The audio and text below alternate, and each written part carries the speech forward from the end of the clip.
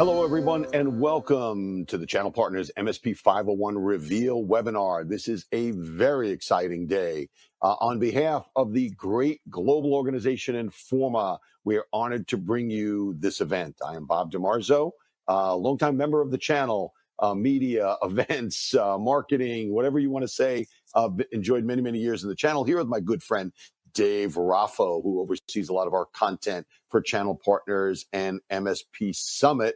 Those are the organizations we work for. Dave, welcome to this time-honored tradition of bringing the MSP 501 reveal to light. And we're going to go through actually all 501, and then Dave and I are going to do a special treatment of just the top 10. And during this broadcast, you're going to see a great cast of characters. Jay McBain's going to be with us. Dave's hosting a great panel of 501 winners, as well as a lot of other action. You know, the MSP 501 means so much to the industry. You know, before our broadcast, we heard from Allison Real of LBMC Technology Solutions, who said, we're absolutely thrilled to be included in the 501 list and honored to land at number 298. That's a great spot.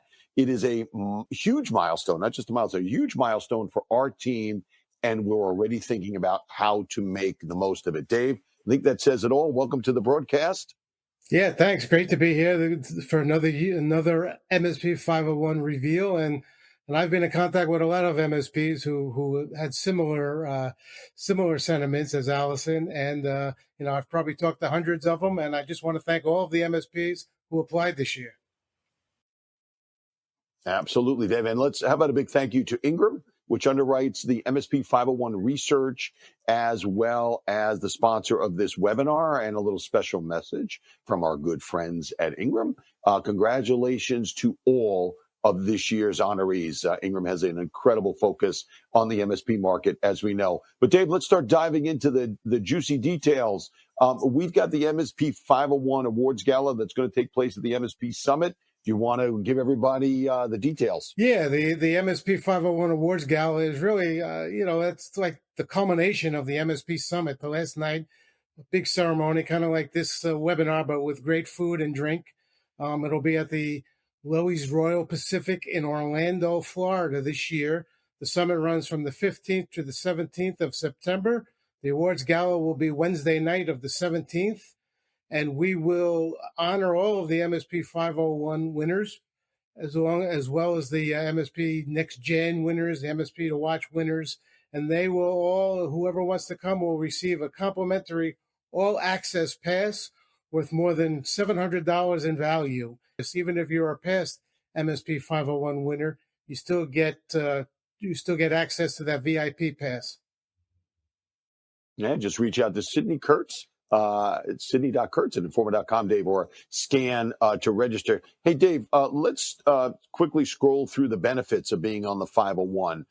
Obviously, we don't need to go into all of these details, but look, as Dave said, great awards ceremony. There's going to be editorial coverage on the MSP Summit website, as well as Channel Futures website. Thanks to Craig Galbraith and the editors of Channel Futures for bringing that to life. It's one of the most trafficked areas of the Channel Futures website. We expect the same on the MSP Summit. You get global exposure in the eyes of your customers, partners, peers, and vendors. We got some exclusive research just for the 501 this year, Dave, along with some other things that you might want to mention, and we'll keep moving along. Yeah, let's not forget our other special awards that the 501 winners are eligible for. We have the MSP of the Year, MSP Exec of the Year, Lifetime Achievement Award, Newcomer of the Year, and others. And then there also will be awards to vendors who are highlighted, preferred vendors of the MSP 501. So there's a lot of benefits here, a lot going on, more than just the list. This is just the beginning. And just talk about the beginning, Dave, I want to thank everybody that helped us bring the 501 to life this year.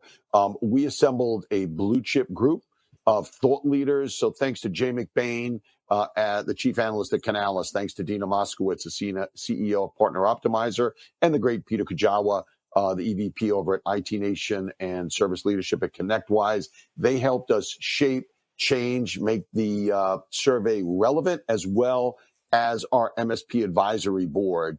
So a lot of work goes into it. Obviously, Our team works incredibly hard on it, but it would not be possible if these folks didn't give us the strategic guidance to make the survey better year on year and extract more data. And speaking of the survey, Dave, let's get it hot off the press. Look, for those of you watching this broadcast, whether you're MSP 501 on the vendor side, on the distributor side, we literally just crunched the numbers. We got all the data. We rushed it through the analysis on our computers to bring you the latest and greatest data that we can, along with the winners. Obviously, in the weeks and months ahead, you're going to be seeing a lot more. But Dave, let's give them the breaking news from our old days back on the print side of the business, which was so much fun. Yeah, hot off the press. So a lot of these numbers you would talk to about today haven't even been published yet. So these are, this is the latest, greatest snapshot of the MSP, what the global MSP industry is all about today.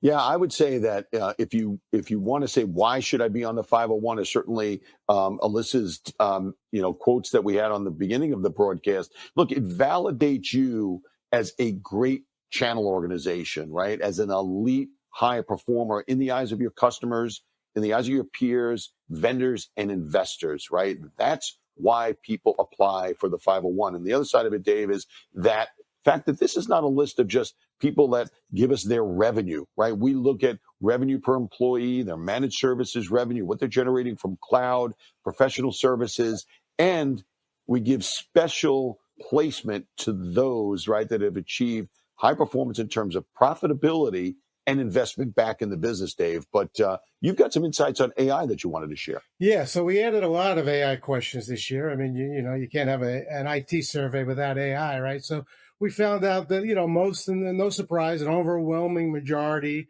of the MSP 501 are offering AI services. But what does that mean?